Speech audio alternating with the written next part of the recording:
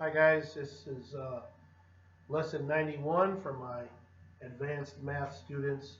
We're skipping a few lessons. As you may have noticed, we just did lesson 88, so we're up to 91, which is called the translation of axes for both an ellipse and a hyperbola.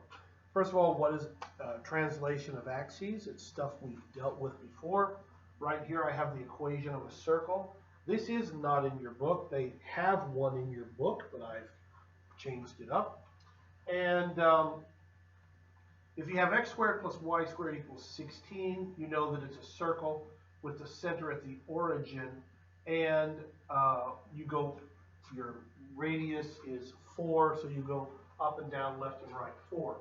Technically, this is x plus 0 squared plus y plus 0 squared equals 16, with your center at 0, 0. If they give you something like this, x plus 1 quantity squared plus y minus 3 quantity squared equals 16, all this plus 1 and this minus 3 does is move your center left and right or up and down. We remember that this is what's called a change in x and a change in y, and that means that your x moves backwards 1. It doesn't move to the right 1. It moves to the left 1. And you are not going 3 down. You're going 3 up. 1, 2, 3. That would be your new center, and then you would draw your circle around that. They're going to be doing the same thing today with ellipses and hyperbolas, and we're going to have to complete the square in order to find the information they've given us, okay, or that they want us to find. So we're used to seeing equations like this, at least you should be, and this is the equation of an ellipse, and we've got to rearrange it as I already said. So the first thing we've got to do, oh, by the way, this one is not in your book. That's important to say.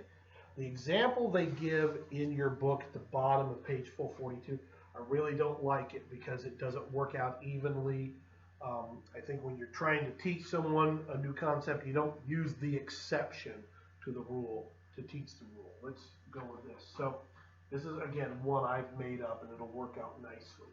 So the first thing we have to do is get all of our x terms together.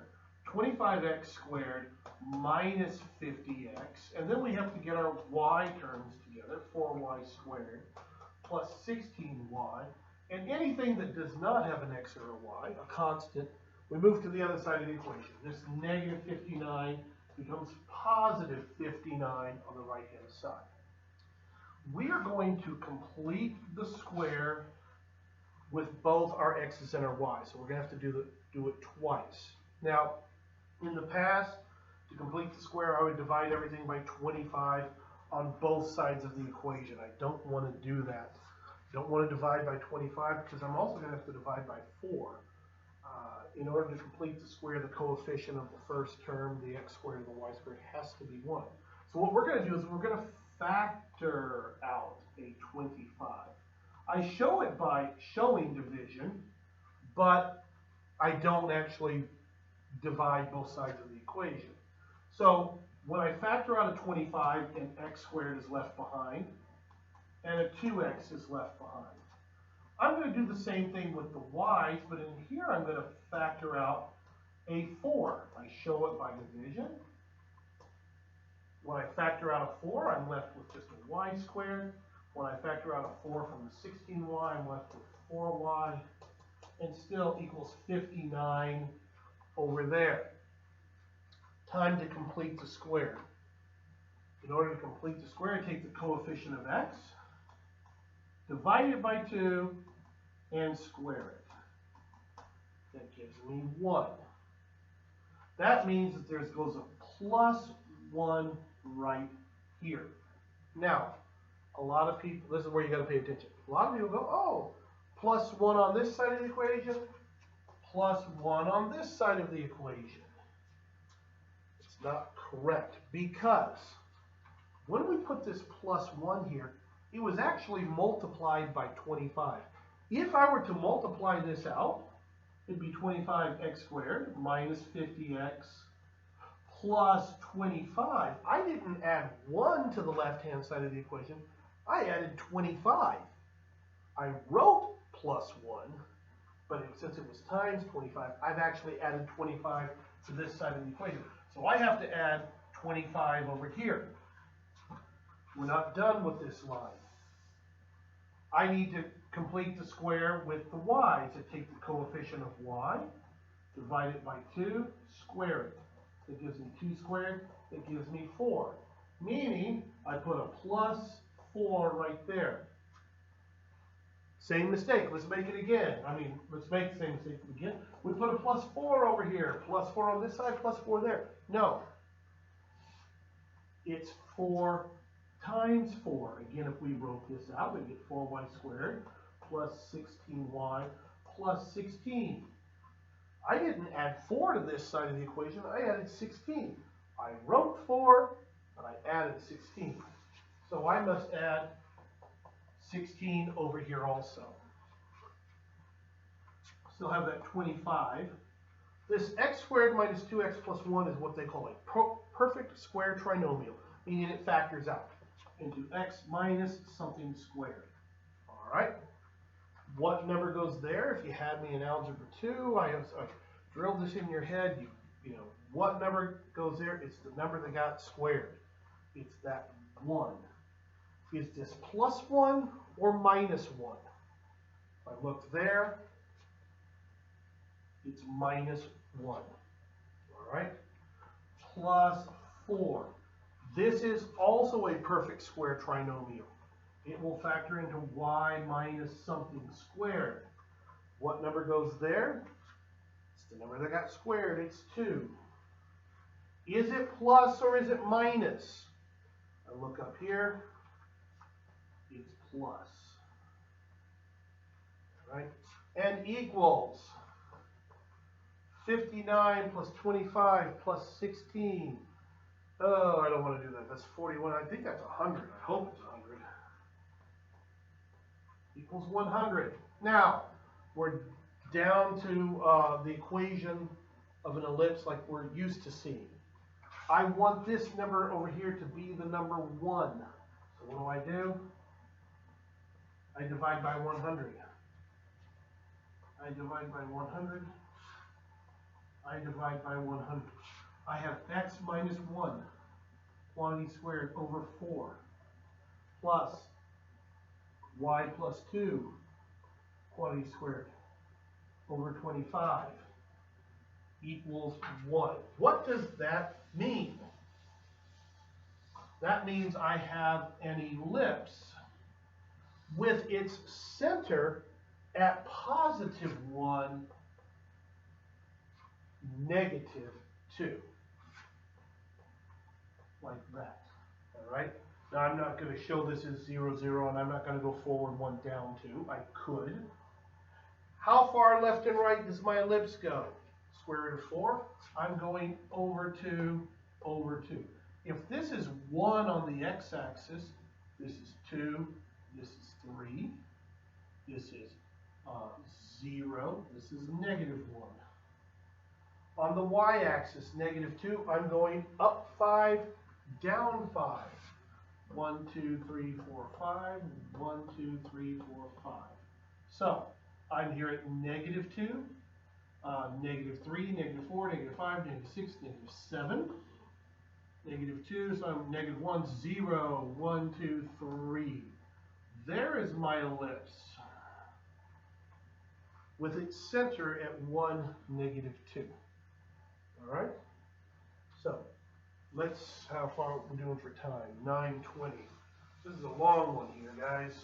Sorry.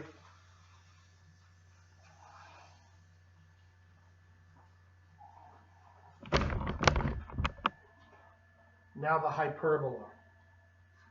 I'm at the bottom of page 443. 9x squared minus 4y squared plus 18x minus 16y minus 43 equals 0. Did I write that correctly? I did. Same thing. we're going to get, my computer got knocked. There we go. Get the x's together, 9x squared plus 18x. Get the y's together, negative 4y squared minus 16y. And get that 43 to the other side of the equation, where it becomes positive. I'm going to factor out a 9, x squared plus 2x. Here's where you got to be careful with these hyperbolas. I'm going to factor out a negative 4, which will leave me a y squared. When I divide negative 16 by negative 4, I get positive 4y equals 43, like that. Complete the square. Take the 2, divide by 2, square it. That's 1 squared, that's 1, plus 1. Take this, take the 4, divide by 2, square it. 2 squared. I get plus 4. All right, what did I really add to this side of the equation? You would go plus 1, but it's not plus 1. It's 1 times 9. I need to add 9 to the other side of the equation. Likewise, be careful. I'm not going to put a plus 4 over there. I'm going to do a 4 times 4, which is 16. Be careful. Again, it's 4 times negative 4. There's a negative 16 on this side of the equation. So I have to go minus 16. Let me show you. It's negative 4. That gives me negative 4y times y squared. Negative 4y squared, just like I had here. Negative 4 times positive 4y. That gives me negative 16y. Yeah, that's what I had up here. Negative 4. I put a negative 16 on this side of the equation. I must put a negative 16 over there. Let's erase all this. This now factors into, I erased my information. Well, it's x plus 1. Because of that plus, it's plus, and 1 was the number that got squared. Minus 4, and it's y, and the number was 2, and it's plus 2 quantity squared equals 43 plus 9, which is 52, minus 16, which is 36. There we go. Divide every term by 36. I get x plus 1 quantity squared over 4 minus y plus 2 quantity squared over 9, equals 1. What does that mean? My ellipse is here. My center is at negative 1, negative 2, because it's the opposite of positive 1, the opposite of positive 2. I go left and right 2, 1, 2, 1, 2. I go up and down 3. I'm not going to mark what the values they are. Then because it's a hyperbola, I draw my box, and I draw my diagonals, which have that unfortunate name of an asymptote. And then my hyperbola. Does it go like this, or does it go like this? Because it is x first, then y, x minus y, it's going to go like the first one I drew. If this were backwards, it would go this way. So I start here at this vertex and go like that. I never cross the box, into the box. I never go across the asymptotes. There you are. The only thing left in this lesson, they ask for the equation of the asymptotes and what's the equation of that line. We are going to skip that for now. We'll pick that up next year when we get into the black book. Okay, we're just under 15 minutes. Long lesson, kind of fast. Hope that worked for you. See you guys later. Have fun. Trying to turn it off. 1425. There we go. It's still going. Well, there's this thing in the way. You guys can watch me fool with my computer. Here we got it. 1440.